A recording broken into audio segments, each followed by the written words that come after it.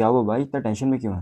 भैया यार आप तो रहने दो, जाओ यहाँ से। भाई भूल मत, एक टाइम पे मैं भी क्लास 10th में था और मैंने भी ये सारी प्रॉब्लम फेस करी थी। तू बस बता क्या दिक्कत है, मैं अपने एक्सपीरियंस के अकॉर्डिंग तेरी प्रॉब्लम को बेस्ट से बेस्ट सॉल्व करने का कोशिश करूंगा। भैया आप एक बात बताओ, सब बोलते हैं कि सेल्फ स्टडी करो, बट ये तो बताए कोई कि सेल्फ स्टडी का टाइम कहाँ है।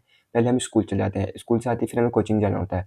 कोचिंग से आने के बाद हमें स्कूल का होमवर्क होता है, कोचिंग का होमवर्क होता है, डीपीपी मिलती है, टेस्ट मिलती है। इन सब में ही इतना टाइम चल जाता है कि हमारे पास सेल्फ स्टडी का टाइम ही नहीं बचता। कहाँ से करें सेल्फ स्टडी? मेरे भाई शांत हो जा, तू टेंशन मत ले, बस जैसा मैं बताता हूँ वैसा कर। कि आपकी भी प्रॉब्लम कुछ इसी तरह की है और आपको समझ नहीं आ रहा कि सेल्फ स्टडी का टाइम कहाँ से निकालना है। तो चलो आपको आसान सी भाषा में समझाता हूँ कि how to manage school, coaching and self study.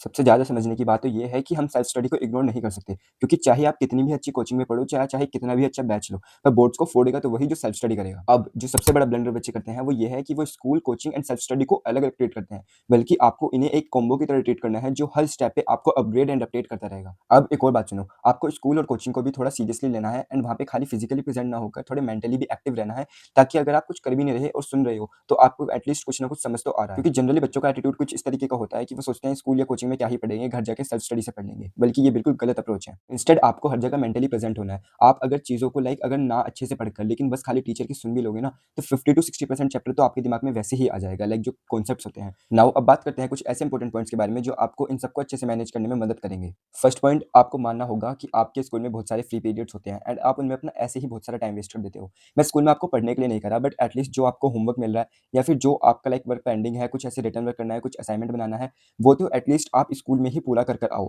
आपको जाके 0 पीरियड भी मिलता है, वो नहीं मिलता है तो बहुत सारे पीरियड फ्री भी होते हैं, तो आप उन्हें अच्छे से यूटिलाइज़ कर सकते हो। अब आपका होमवर्क वगैरह का सीन तो सब सॉर्ट हो चुके हैं, अब बात करते हैं हम दूसरे पॉइंट के बारे में। दूसरा पॉइंट, अब स्कूल में आपको जो भी कोई असाइनमेंट मिलता है, टेस्ट मिलता है या डीपीपी मिलती है, इनफैक्ट कोचिंग की भी, आपको इन्हें ऐसे अलग से ट्रीट नहीं करना, बल्कि आपको इन्हें एक रिवीजन की तरह ट्रीट करना है एंड आपको इन सबको बिल्कुल बाय हार्ट करना है एंड ऐसे करना है जैसे आप चैप्टर रिवाइज़ करना चाह रहे हो। अब जैसे डीपीपी है, टेस्ट असाइनमेंट है, इनमें बहुत सारे टॉपिक आएँगे जहाँ आप अटक जाओगे। उसे आप ऐसा नहीं है चैटजीपीटी से टिप के लिख दो, बल्कि आपको क्या करना है, आपको उसको एक बार रिवाइज़ कर लेना है जल्दी से उस चैप्टर में जाकर। एंड जब अब आपका वो रिवाइज़ हो चुका है, तो आप फिर उसे उसमें दोबारा से लिखो एंड देखो क्या ये मुझे याद हो गया। ऐसे करके जो भी आपके वीक टॉपिक्स हैं वो आपको अपने आप रिवाइज़ हो जाएँगे एंड जो आपके अच्छे टॉपिक्स हैं, जो आपको अच्छे से याद हैं, वो जब आप टेस्ट सॉल्व करोगे आपको खुद दिमाग में एक बार रिमाइंड हो जाएँगे एंड इस तरीके से आपका रिवीजन हो जाएगा। सबसे पहले समझते हैं कि आपकी क्या अप्रोच होनी चाहिए अगर आपने कोचिंग जॉइन की हुई है। नाउ अगर आपका कोई चैप्टर कोचिंग में सबसे पहले स्टार्ट होता है, स्कूल से भी पहले, तो आपको क्या करना है, आपको कोचिंग में उस चैप्टर को अच्छे से समझना है, उसके साथ में ही नोट्स बना लेने हैं या फिर घर आकर बनाना चाहते हो वो भी बना सकते हो। ये सब मैंने डिटेल एक वीडियो में बताया शॉर्ट में, मैं उसका लिंक दे दूँगा डिस्क्रिप्शन में, वो आप देख सकते हो। जब आप ये सब कर लोगे फिर आपको घर आकर बस सेल्फ स्टडी के थ्रू जितना भी कोचिंग में पढ़ा है,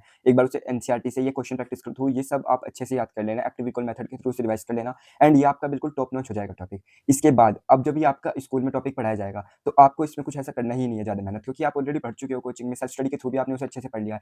तो आपको स्कूल में उसे एज़ अ रिवीजन ट्रीट करना है एंड टीचर को अच्छे से सुनना है, क्योंकि ऐसे हो सकता है कि आपकी स्कूल वाली मैम या सर जो भी है, वो कुछ ऐसा इंपॉर्टेंट चीज़ बता दे जो आपकी कोचिंग में ना बताया हो या फिर आपने मिस कर दिया हो। एंड अगर आपका कोई और डाउट भी आता है तो वो भी आप स्कूल में ही क्लियर कर सकते हो। नाउ अब बात करते हैं कि अगर आपके स्कूल में कोई चैप्टर पहले स्टार्ट होता है, तो आपको क्या करना है, उसे मैम के साथ या सर के साथ अच्छे से सुनना है उसको एंड एनसीईआरटी में अंडरलाइन कर लेना है, मैम कुछ अगर एक्स्ट्रा बात बताती हैं तो। अब बस जब भी आप कोचिंग में जाओगे, उसको चैप्टर बाद में कोचिंग में होगा, आपको ऐसे पहले से सुना हुआ तो है चैप्टर, आपने मैम के साथ आधा पढ़ भी लिया था, तो 50-60% चैप्टर वहीं क्लियर हो जाएगा। अब बस कुछ रटने वाली चीज़ें बतेंगी, तो आपको बस अब कोचिंग में वो चैप्टर समझ लेना है। अब आप ईज़िली समझ पाओगे एंड उसके नोट्स बना लेने हैं एंड सेम प्रोसेस करना है एंड एनसीईआरटी में जो इंपॉर्टेंट चीज़ें आपने मार्क कर रखी थी, उनसे भी वैल्यू एडिशन कर लेना है या कुछ जो सर मैम ने बोला है, वो भी आप उसमें ऐड कर लेना। अब अगर आप कोचिंग नहीं जाते, तो फिर इसमें तो कोई इतनी कॉम्प्लेक्स वाली बात है ही नहीं। बस जितना आप कोचिंग में जाके समझते थे, उतना आप कोई लेक्चर देख लेना एंड ईज़िली हो जाएगा। तो आपका एक ही चीज़ हो सकती है कि जाके आपके स्कूल में कोई पहले टॉपिक करा दिया, आपने फिर उसे घर आकर कर लिया, या आप कोई पहले पढ़ चुके हो तो उसे आपने स्कूल में रिवाइज़ कर लेना। इसकी भी थोड़ा सेम सही चलेगा। बाकी और कौन से टॉपिक पर वीडियो चाहिए कमेंट्स में बता देना एंड मिलते हैं ऐसी नेक्स्ट वीडियो में। तब तक के लिए पढ़ते रहो, हेल्दी रहो। Thank you.